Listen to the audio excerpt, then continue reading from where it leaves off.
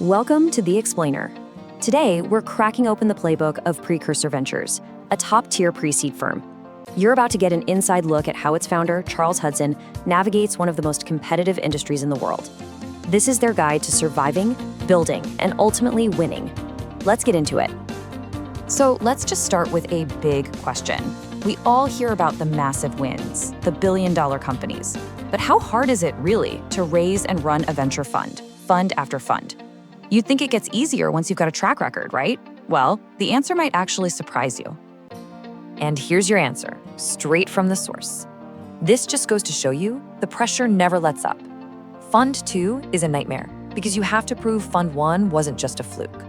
But even by your 5th fund, totally new problems pop up, like the massive investor anxiety after the Silicon Valley bank collapse. So what's the big takeaway here? The game is always changing, and it is always hard. So, if it's always that hard, how on earth do you survive? Well, according to this playbook, it all starts with understanding the market you're in. That brings us to part 1, surviving the fundraising cycle. Here is maybe the single most important concept you have to understand about the venture capital world today. There's this powerful force at play, and if you get caught in the middle, you're in a really, really tough spot. And this chart, it shows you exactly what that looks like. It's called the venture barbell. See, on one end, you've got these huge scaled platforms that can swallow massive checks from investors. On the other end, you have these small, focused artisan boutiques. But that little bar in the middle, that's the squeezed middle. That's the danger zone. Okay, let's break down these two winning strategies. The scaled platforms, they take in enormous checks. We're talking $100 million plus. And they offer investors a pretty low-risk way to get exposure to venture. The artisan boutiques, on the other hand, are specialists. They're way more focused, which means they're higher risk, but they also offer the potential for much, much higher returns. And hey, just a quick sidebar here, you're gonna hear the term LP a lot. It just means limited partner. These are the folks who actually invest the money into the venture capital fund. Think pension funds, university endowments, that kind of thing. And understanding those LPs is absolutely key, because they don't all want the same thing. Some LPs, they want to invest in a whole bunch of different VC funds, so they don't need any single fund to be too spread out. Others are just flat out skeptical of funds that try to do too much at the earliest stages. To win, you have to pick a side of that barbell and build your firm for the right kind of LP. Okay, so let's say you've picked your side. You're gonna be a specialized artisan firm. How do you actually build it to compete? That brings us to part 2, building the modern VC. And the secret isn't just working harder, it's about working way smarter. The whole philosophy here is about moving away from heroics. You know, that old school model of relying on a star partner to grind out 100-hour weeks. That just leads to burnout. The modern approach is all about systems, building scalable, efficient, tech-powered operations that can support founders without killing the team. And look, this isn't just some abstract theory. These are the actual tools they use. They literally built their entire operating system for their portfolio on Airtable. And then there's Delphi, which is basically a 24/7 digital twin of their founding partner. I mean, just think about that for a second. They took over 1 million words of their founders' writing, advice, and emails and fed it into an AI. So now their founders can get instant, high-quality guidance in his exact style, anytime, day or night. That is just incredible leverage. So from the outside, you might look at this firm and think, oh, it's a solo GP, a one-person show. But if you peel back the curtain, what do you find? A team of 14 people.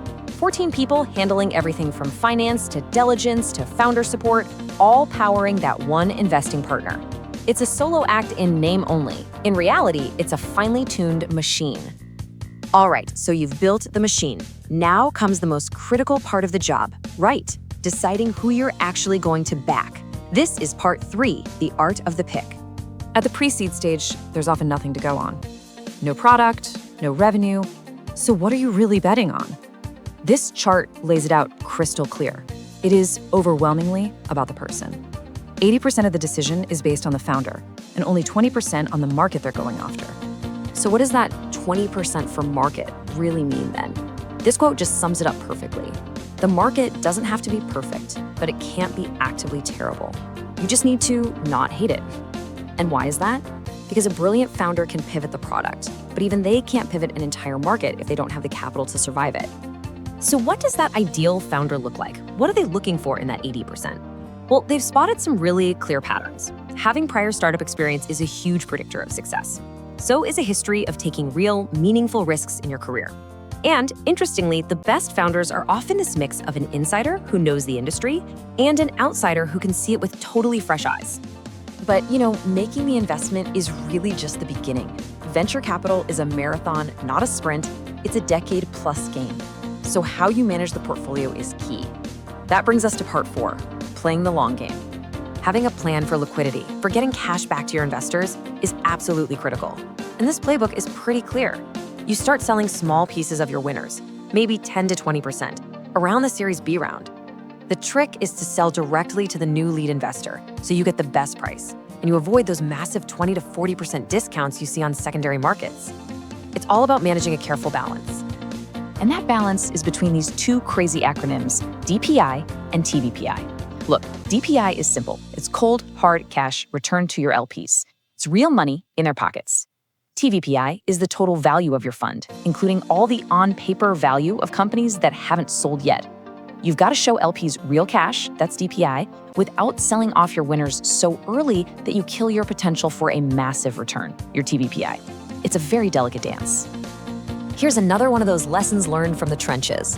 When you want to invest more money into your best companies, a big, pooled opportunity fund seems like the logical choice. But what they found in reality is that SPVs, or special purpose vehicles, often work way better.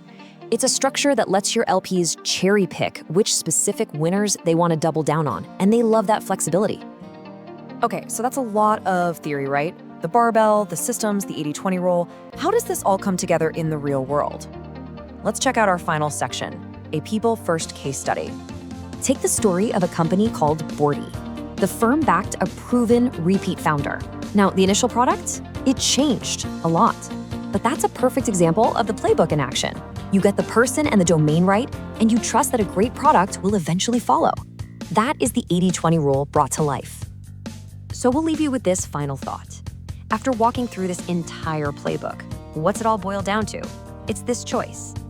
If you had to bet on a brilliant founder in a market you just don't hate, or an average founder in a perfect, red-hot market, which one would you choose? The answer to that question tells you everything you need to know about playing the game at the pre-seed stage. And that is the playbook.